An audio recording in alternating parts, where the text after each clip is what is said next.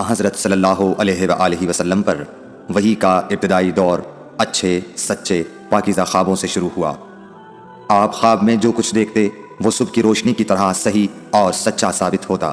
پھر من جانب قدرت آپ تنہائی پسند ہو گئے اور آپ نے غار حرا میں خلوت نشینی اختیار فرمائی اور کئی دن اور رات وہاں مسلسل عبادت اور یاد الہی و ذکر میں مشغول رہنے لگے۔ جب تک گھر آنے کو دل نہ چاہتا توشہ ہمراہ لیے ہوئے وہاں رہتے۔ توشہ ختم ہونے پر ہی اہلیہ محترمہ حضرت خدیجہ رضی اللہ تعالی عنہا کے پاس تشریف لاتے اور کچھ توشہ ہمراہ لے کر پھر وہاں جا کر خلوت گزین ہو جاتے۔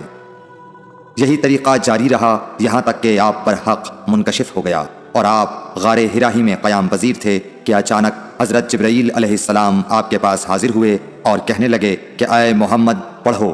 آپ فرماتے ہیں کہ میں نے کہا کہ میں پڑھنا نہیں جانتا۔ آپ صلی اللہ علیہ وسلم فرماتے ہیں کہ فرشتے نے مجھے پکڑ کر اتنے زور سے بھینچا کہ میری طاقت جواب دے گئی، پھر مجھے چھوڑ کر کہا پڑھو۔ میں نے پھر وہی جواب دیا کہ میں پڑھا ہوا نہیں ہوں۔ اس فرشتے نے مجھ کو نہایت ہی زور سے بھینچا کہ مجھ کو سخت تکلیف محسوس ہوئی، پھر اس نے کہا کہ پڑھ۔ میں نے کہا میں پڑھا ہوا نہیں ہوں۔ فرشتے نے تیسری بار مجھ کو پکڑا اور تیسری مرتبہ پھر مجھ کو بھینچا، پھر مجھے چھوڑ دیا اور کہنے لگا کہ پڑھو اپنے رب کے نام کی مدد سے جس نے پیدا کیا اور انسان کو خون کی پھٹکی سے بنایا، پڑھو اور آپ کا رب بہت ہی مہربانیاں کرنے والا ہے۔ بس یہی آیتیں آپ حضرت جبرائیل علیہ السلام سے سن کر اس حال میں غار حرا سے واپس ہوئے کہ آپ کا دل اس انوکھے واقعے سے کانپ رہا تھا۔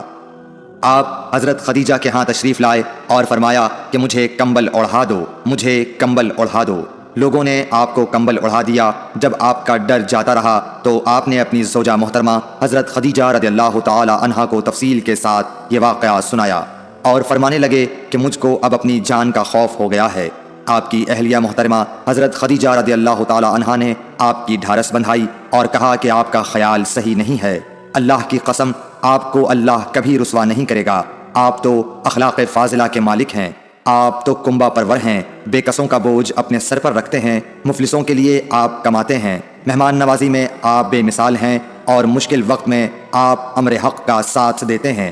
ایسے اوصاف حسنہ والا انسان یوں بے وقت ذلت و خواری کی موت نہیں پا سکتا۔ پھر مزید تسلی کے لیے حضرت خدیجہ رضی اللہ تعالی عنہا آپ کو ورقہ بن نوفل کے پاس لے گئیں جو ان کے چچا زاد بھائی تھے اور زمانہ جاہلیت میں نصرانی مذہب اختیار کر چکے تھے اور عبرانی زبان کے کاتب تھے۔